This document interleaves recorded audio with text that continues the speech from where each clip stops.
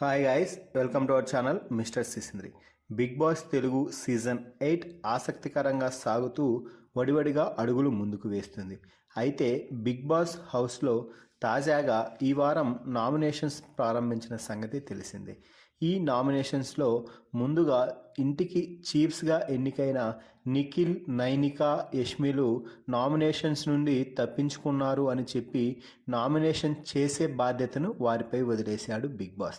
దీనితో మిగిలిన 11 మంది ఒక్కొక్కరు వచ్చి ఇద్దరిద్దరిని నామినేట్ చేస్తూ వారి రీజన్ చెప్తూ ఉన్నారు. ఈ సమయంలో హౌస్ మేట్స్ మధ్య తీవ్రమైన వాగ్వాదం అయితే చోటు చేస్తుంది.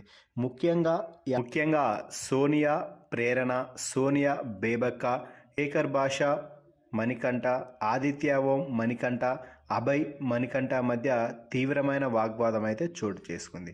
ఒక్కొక్కరు ఇవే ఫైనల్ నామినేషన్స్ అన్నట్టుగా నామినేషన్స్లో పోటీ పడి మరీ తమ వాదన వినిపించారు. ఇంతవరకు బాగున్నప్పటికీ ఇక బిగ్ బాస్ రంగంలోకి దిగి అసలైన ట్విస్ట్ ఏమిటో చెప్పాడు. లిమిట్లెస్ ఫన్ అని చెప్తూనే చీఫ్స్గా ఎంపికైన ముగ్గురిలో నుండి ఒకరు నామినేట్ అవ్వబోతున్నారు అంటూ చెప్పడంతో మిగిలిన వారందరూ షాక్ అయ్యారు.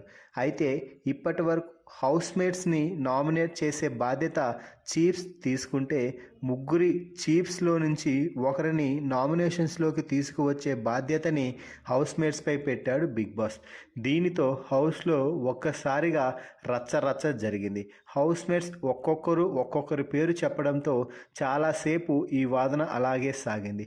మధ్యలో బిగ్ బాస్ కలుగ చేసుకొని మీరు ఎవరో ఒకరి పేరు చెప్పకపోతే చీఫ్స్గా ఉన్న ముగ్గురు అయినటువంటి నిఖిల్, నైనికా, యష్మి ముగ్గురు కూడా ఈ వారం నామినేషన్స్లోకి వస్తారు అని చెప్పడంతో హౌస్ మేట్స్ అందరూ ఏకాభిప్రాయంతో గేమ్ ఆడకుండా ఉత్తపుణ్యానికి చీఫ్గా ఎంపికైన యష్మిని నామినేషన్స్లోకి తీసుకురావడం జరిగింది.